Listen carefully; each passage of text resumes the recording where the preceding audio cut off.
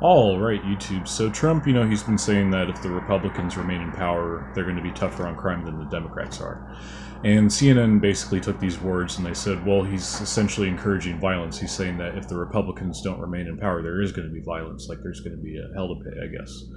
And this is obviously false. It's fake news. It's spin. Trump isn't really suggesting that at all. In fact, it's really funny. It's actually quite the opposite way, because Maxine Waters comes out and she's speaking the way she speaks. A lot of people look at that as a dog whistle, for violence. And Keith Ellison basically endorsing Antifa and saying that's Trump's worst nightmare. And in this video, the video that's going to be in the description below, it's CNN. It's like a panel of like 4 people that obviously agree with each other on everything.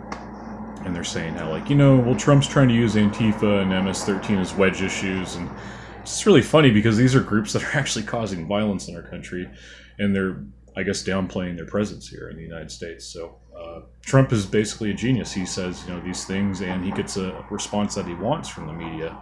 It's essentially a political move. It's making his opposition look very weak and violent, for that matter. And then they essentially proceed to project. And they say, well, he's the one who's calling for violence, him and his alt-right base or whatever.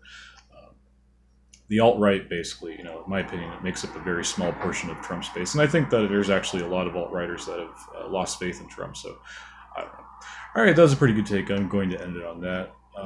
Man, this video has almost 280,000 views. And, it's just, I look through the comment section. It's all proxy accounts, not one real person there. And if there is a real person, they're usually a pro-Trumper. They're usually there just to hate you.